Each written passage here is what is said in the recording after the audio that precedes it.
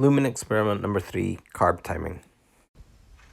Hey guys, so this is going to be Lumen experiment number 3. I've not started it. I was just walking down to the gym thinking about how we can do it. This is going to be a difficult one to standardize. So anyway, I'll explain why we're doing it first. So the question I get asked on the Lumen all the time is, what have I learned from it? And the main thing I've learned from it is carbohydrate timing, especially around exercise. So like a complete and empty, I have been working out fasted in the morning, kind of 2 to 3 times a week, and my exercise is just decreased and plateaued out.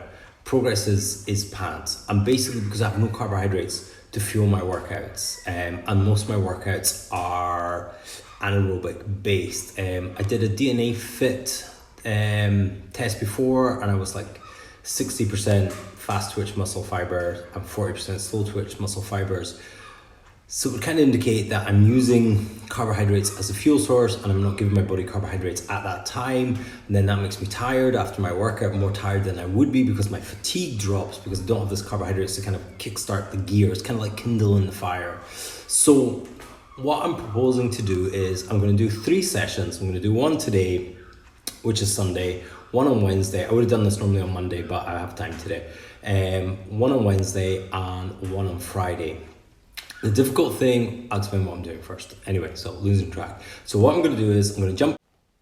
Okay, so quickly, this is the protocol I'm going to use. I'm going to use a Concept 2 bike. Going to do 8 minutes of nose breathing only on the bike. This is just to keep it in an aerobic zone. 2 minutes rest. Then I'm going to go 15 seconds as hard as I can, 45 seconds off for 6 rounds.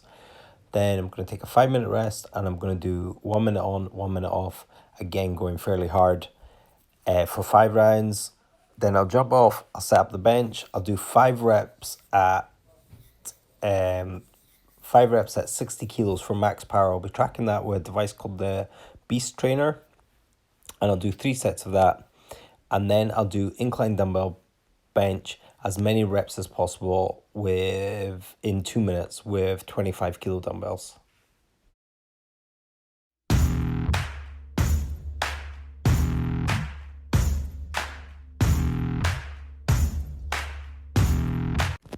So I'm using this device for the bench press portion of this test. So I'm doing 60 kilos, which is about 50% of my 1 rep max bench press. And that's kind of where I should be displaying the most power. So this device measures your power. It can also measure your velocity. It's called velocity-based training. And this way I don't over fatigue myself because I'll be doing bench press 3 times in a week. So if I was doing 1 rep maxes, by the end of the week I shouldn't be able to hit my 1 rep max because I've overtrained or I've overdone my nervous system. Where this, I'm still stimulating the nervous system, but I'm not tiring it out. Plus, I'm not doing an insane amount of reps. So it's just to test the power, and this is what I use to measure it. Okay, workout 1 done. So this is my breath before the workout. I blew a 1, which is the fat burning mode. So guys, we're on Wednesday. The hair is not getting any better. Can't wait to get a haircut. Gonna retest this one in fat burning mode. So this was my days. Sunday obviously I did the workout. Monday I blew it at 3 in the morning. Tuesday I blew it at 2. And Wednesday I blew it at 1 when I did the Wednesday workout.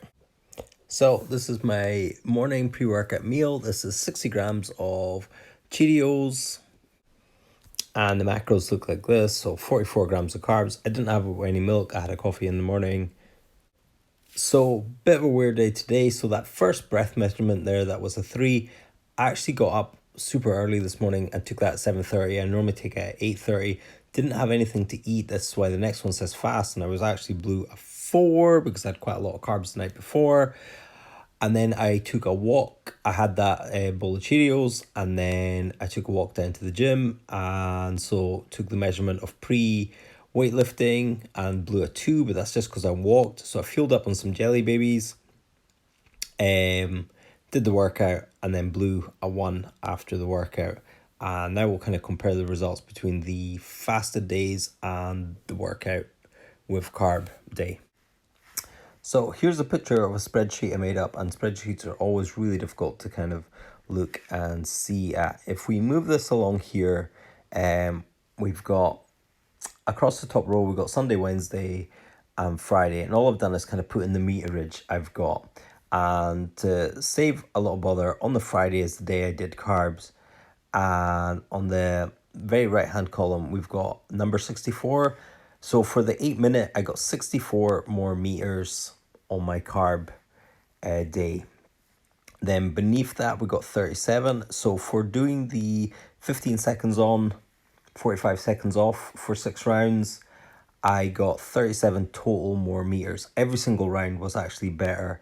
I got over 160 meters per round, which is pretty good.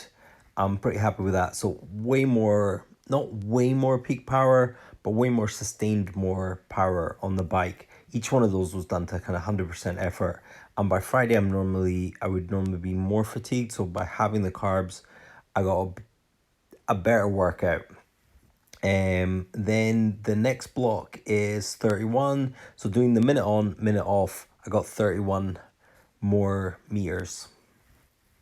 And all in all, adding all the meters in together, I got 142 more meters overall. So not a huge difference, but how I felt was a huge difference. And the power I could put out was definitely better. When it came to the 60 kilo bench press test, I actually did better on the Wednesday than I did on any other day. I used both my average output and my peak output, but there was a particular couple of good reps in on the Wednesday that just kind of knocked out. So Wednesday was just a better day. And then the final one was the 2 minutes of 25 kilo dumbbells. And I got 3 more reps on the Friday, even though I should have been more fatigued. That was actually a huge difference in power. So in my very first, so in the 2 minutes on the Sunday, I got 10 reps for the first kind of set when you're breaking it down. I got 10 reps unbroken. On the Wednesday, I got 8 reps unbroken. And then on Friday, I got 12 reps unbroken. So it's a huge difference in output there, having carbs in. This isn't really a surprise for a lot of people. You generally work out better, especially anaerobic work, with carbs. And depending on what type of athlete you are, a lot of people will argue that if you're an elite athlete, you should be carbing up. And if you're not an elite athlete, you shouldn't care. But I actually think if you're trying to make progress, carbing up is beneficial. And when I'm talking about carbing up, that was 44 grams of carbohydrates plus carbs the night before, plus jelly beans throughout the workout. So just a quick little insight and afterthought here. With the first Lumen experiment, what I did was I did a high intensity workout and then ate some gummy bears or some jelly babies after, and my body soaked up those carbs and I continued to be in a fat burning mode. So this has got me thinking that carbs aren't bad, which a lot of people are in that headspace. If you're doing the right thing, your body or your muscles will soak up the carbs pretty quickly. So first experiment, shouldn't be afraid of carbs. I can still have some carbs post-workout and not really interfere with the rest of my goals. Also with this experiment, having carbs kind of pre and during the workout leads to a better performance. So I have a certain amount of carbs in a day and I should shuttle most of those around my workout window, which isn't news to most people. Most people know this, but actually seeing the data and knowing your individual body, and then you can maybe work out how many grams of carbs you can get away with to fuel that workout and then maybe create a deficit for the rest of the day, rest of the week, etc. So you can play about with your carbs, weekly carbs or daily carbs in this way. And I think Lumen really helped me understand this. Hey guys, thanks for watching. Final thoughts on the kind of little experiment is the carbs not only improve performance, but it also improves how I feel. And what I used to notice with doing a fasted workout and then not refueling afterwards, I would get kind of fatigued throughout the day. With training with carbs and then having some carbs afterwards, I find I've got much better sustained energy throughout the day. And I think if you're training more than 2 to 3 times a week, I think that would work out a lot better, carbing up or using carbs around your workout times.